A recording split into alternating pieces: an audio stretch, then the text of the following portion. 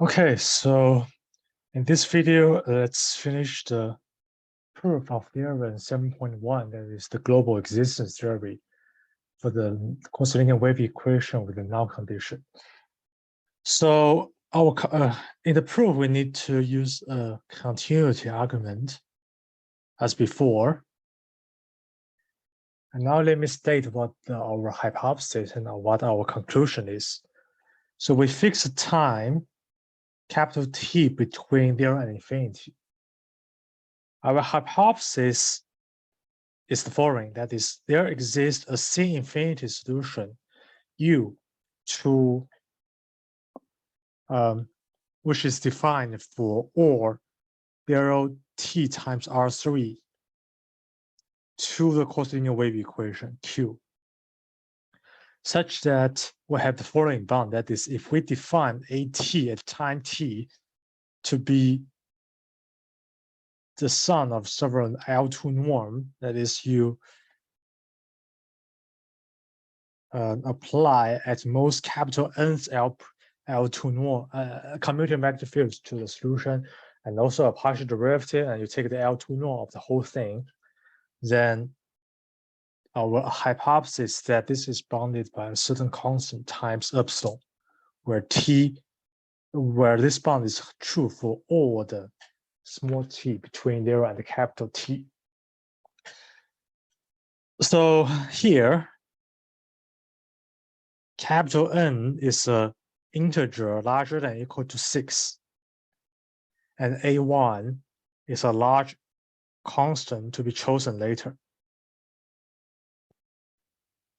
So we will choose its value at the end of our proof, and because we choose epsilon at the end and we choose A1 before we choose epsilon, so by choosing epsilon to be small enough, depending on capital A1, we can usually just control the A1 epsilon, those things by a uniform amount. So it is thus okay for us to choose this value of A1 at the end.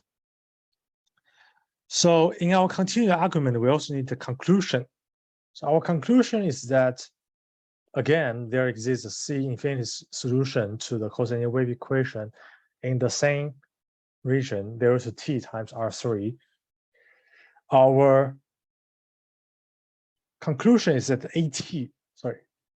A small t is less than or equal to 1/2 A1, capital A1 epsilon for all the time between 0 and capital T. So this is our conclusion. Previously, we have talked about something called the bootstrap argument. That is, if we have 4 assertions like HT implies CT, CP implies HT prime for all T prime near T, if a sequence, we have a time sequence T1 to Tn and to T infinity, such that this sequence converges to some time.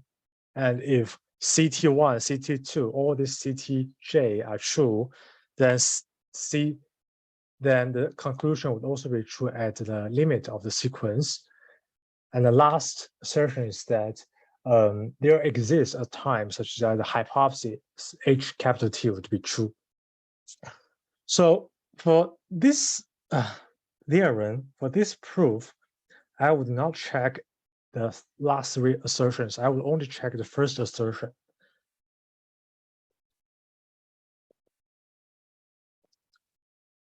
That is, if I know that HT is true, then CT must also be true. Whatever the value of T is, you would have this implication. For the last 3 assertions, the proof would be exactly the same as those in the proof of theory 6.1, that is the global existence theory without the null condition. So there's essentially no difference. So I will just skip the proof here.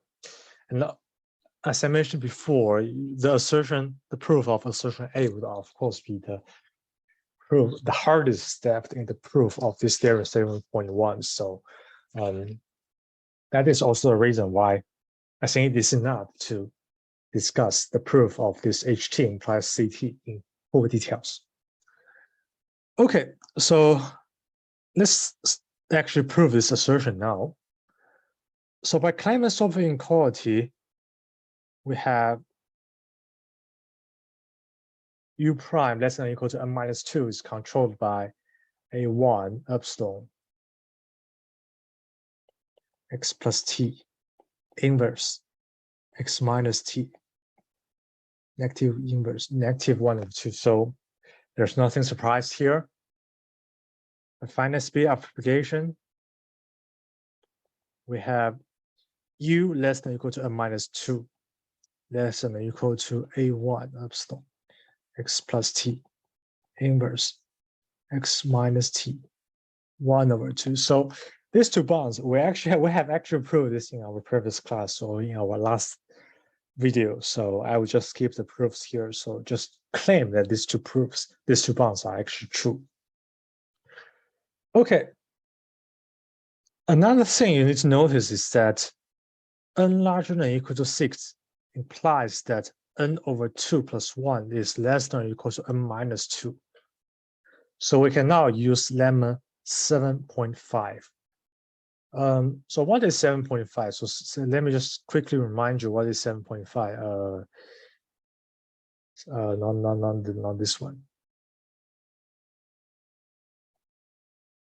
7.5 is the estimate for the P phi, G alpha beta, partial alpha, partial beta phi. So we have an estimate for these things.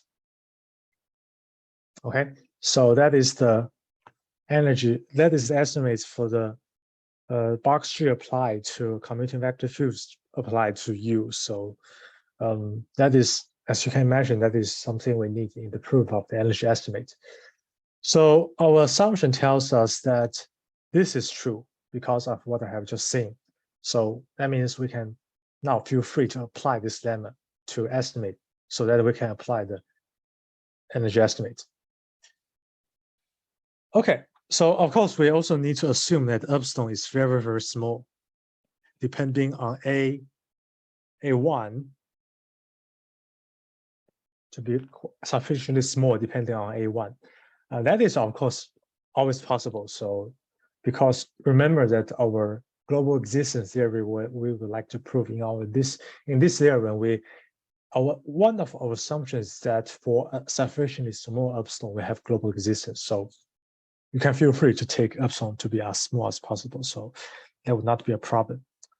So by applying lemma 7.5, we would get the following thing, that is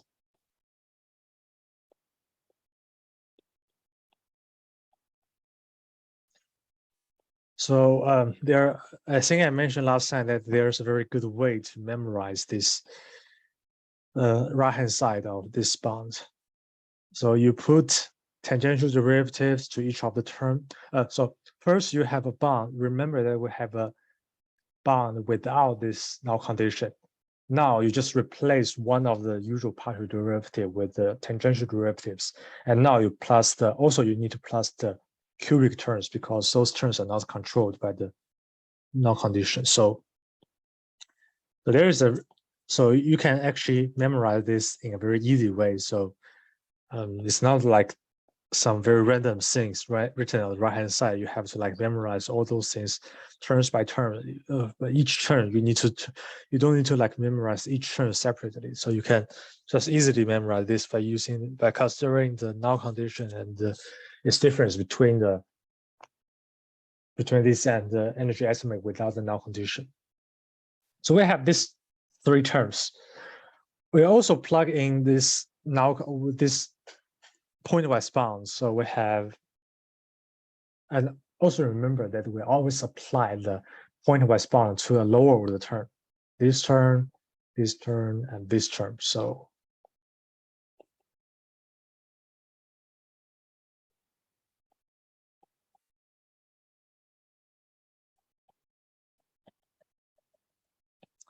the first term is controlled by this.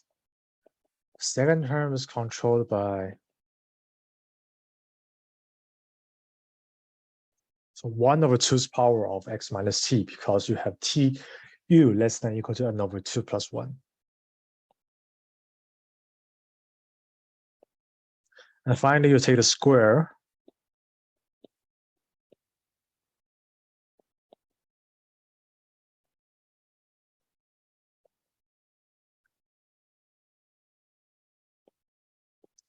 And also the last term, you can see that it's controlled by the second row here. So we can actually just erase it and just have two terms remaining in our final estimate. Okay, so we have this estimate. Now, as we have seen before, we need to take the L2 norm of these things. So let's consider the L2 norm of the whole thing above at time t is controlled by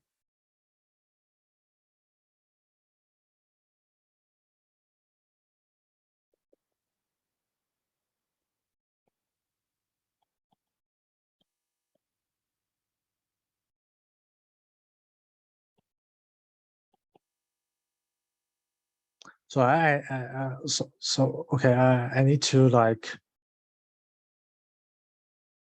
okay, I take the L2 norm, so let's write it in this way. That is A1 epsilon, the whole thing take 1/2 because you have L2 norm, and then I take square inside. So I have this one. This is the L2 norm of the first term of this term, and then L2 norm of the second term. So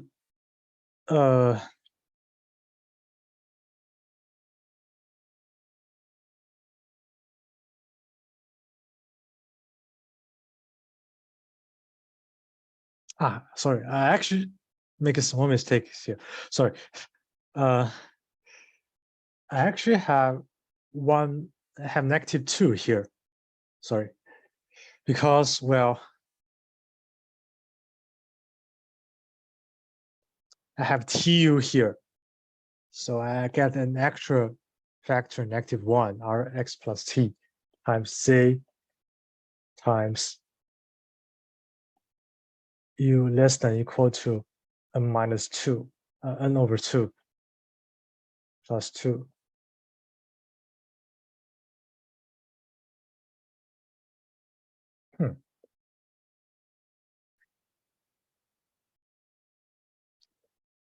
I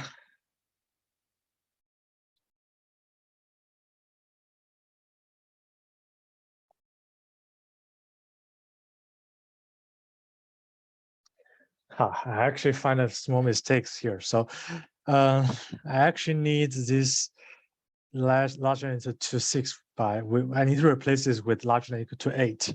So that I have +2 here. Then I can use my previous bounds. I can use these bounds to control this term. Okay, so I will revise my lecture notes later. So, okay, so this is a small typo, but luckily it will not affect the proof that much. So, okay, so I can have -2 here, which give me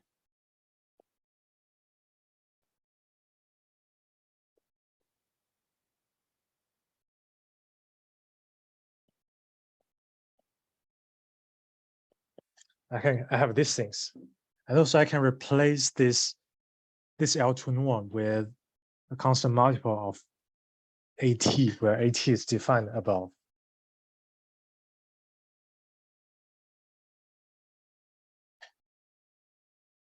Okay, so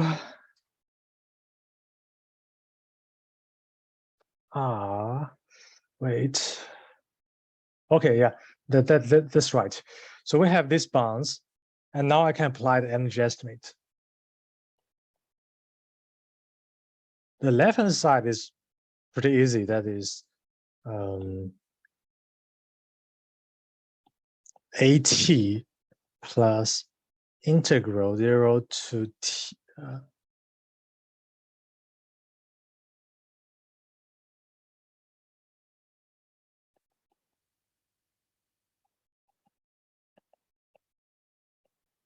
So eta is a small parameter larger than 0, smaller than 1, but we will not choose its value at this time. We will choose this later.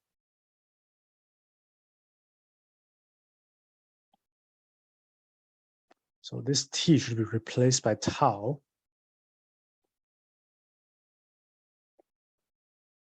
Less than equal to, we have a ECC epsilon, the CECC there, epsilon there, but we can choose epsilon to be small enough. So this is controlled uniformly by 1. So let's just write down this thing directly, the right-hand side directly without that factor, A0, 0 to t. The integral of this whole thing, because that is what we have seen before, A1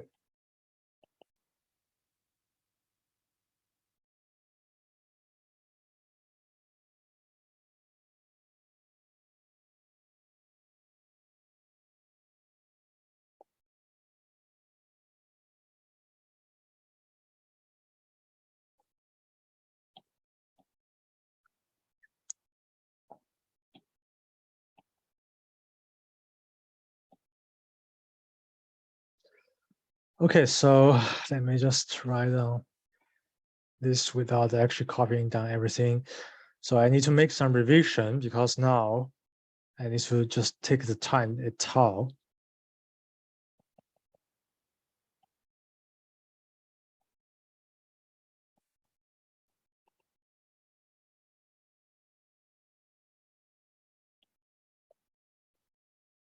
So this is what we have. That is using the energy estimate, we have this bounce here. Okay, it might not still be not quite clear what is happening next. But let me just also remind you of one more thing.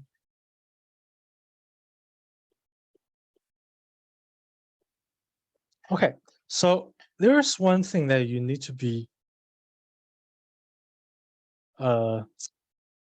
oh, sorry. Yeah. This is for time. You only have a time derivative. You only have one. You only have dx inside. You only take the integral with respect to the spatial coordinates. So, so I actually make some silly mistake here.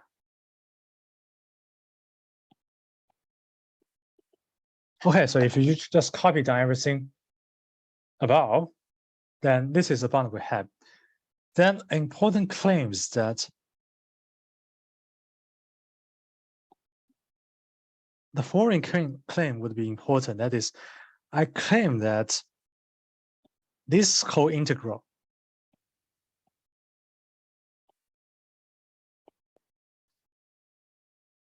is controlled by a very large, sorry. Let me see how I mention this.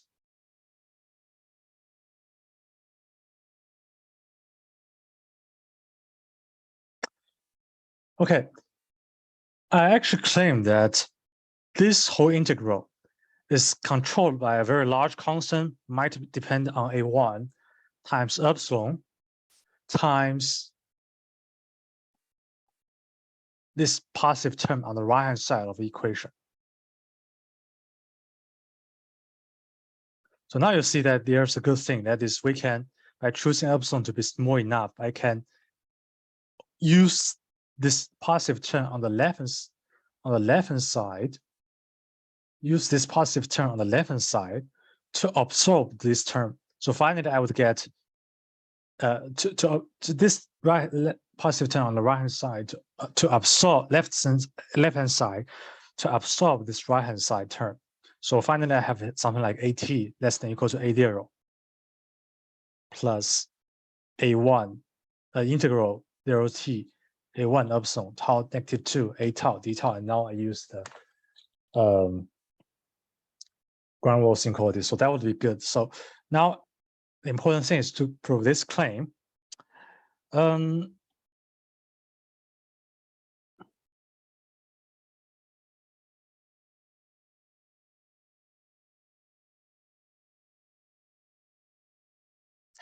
So you can imagine that I would need to use something like the Holder's inequality, which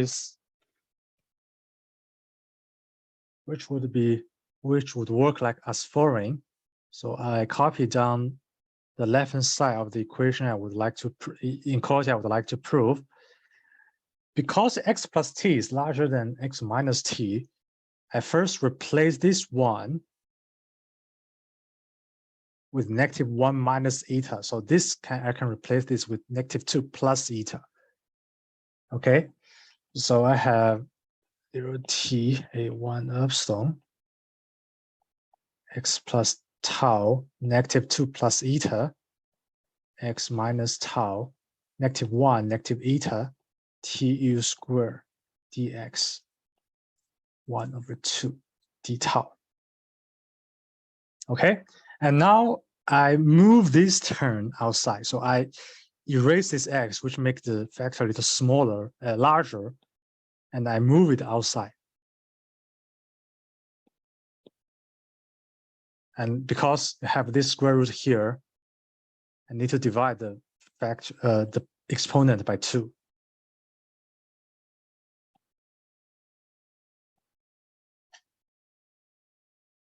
Now, if you compare this thing and this thing, then you notice that if you apply something like, if I can move this time integral inside this, if I move this time integral inside this bracket, then I would just go back to what I have on the previous page on this part.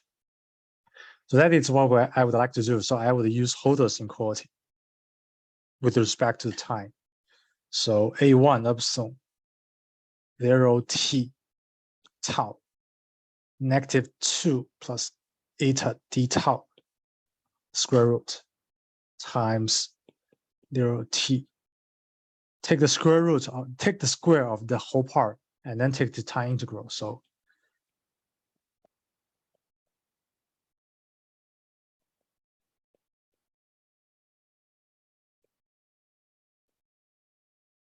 using Holder's inequality, this is what I have. Okay.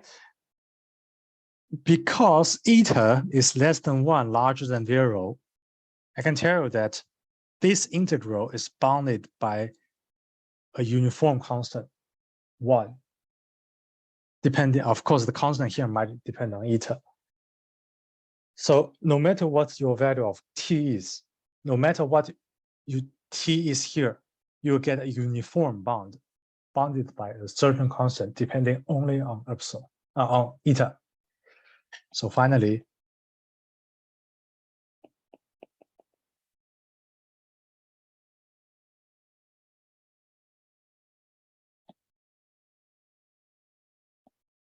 so this gives me my claim. Okay. So now, as I mentioned, let me use some color here. I circle this green on the line. I have a green on the line part, and I have a purple on the line part. The good news, I have the claim below just tells me that the purple on the line part can be controlled by a large constant depending on A1 times epsilon times the green on the line part. So by choosing epsilon to be small enough, this term, this purple term is absorbed by the green term. So finally,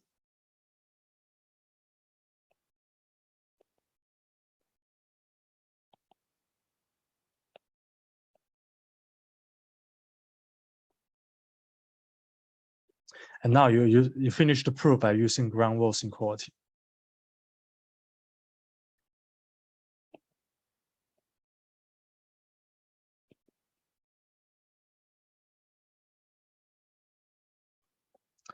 So one thing I would like to emphasize is that the constant in our final estimate here depend on the initial data because you have A0 here, but it cannot depend on A1. Okay, because if you take the integral of this factor A1 epsilon tau to -2 its power, you will get a large constant times epsilon. exponential of this. You will get something like this in our proof. So using the ground loss inequality, but since you can choose epsilon to be small enough, you can just use some uniform constant to control this thing. I put it in the box.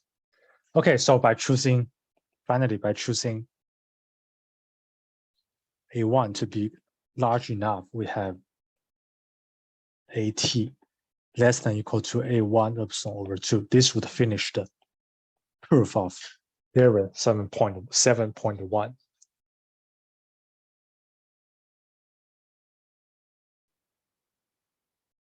Okay, so this is the end of the proof of theorem 7.1. So I would say that it's much more complicated than the proof of the almost global existence or long-time existence theory we have before, that is theorem 6.1, because we need to spend more time analysis to computing the details, like considering the structures of the null condition and use that in our proof. So that would take us a lot of time, and but I would say it should be not that hard if you have the very basic idea about how the proof works. So we still use a continuity argument, but we need a new energy estimate. And to get this new energy estimate, we need some structure of the null condition. We need to use the fact that the null condition implies some better bounds and use those things to finish our proof. So so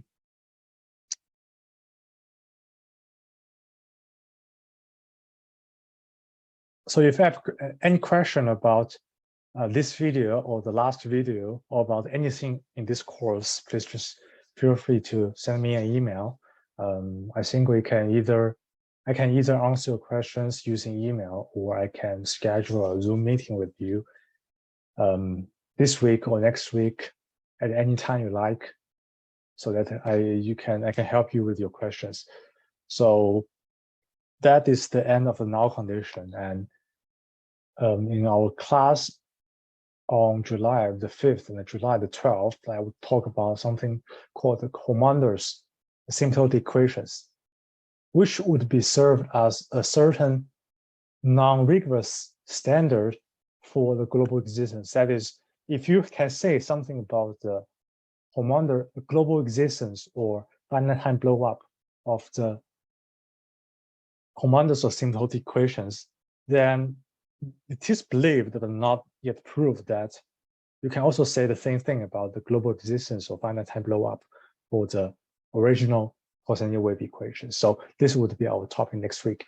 And for those who take the exam, so the material covered in the last two classes on July 5th and July 12th will not be covered in the exam. So the exam would only cover chapter 1 to 7, section 1 to 7 in our lecture notes. And yeah, that is all. Okay. So thank you for your patience and for your time, and see you in July.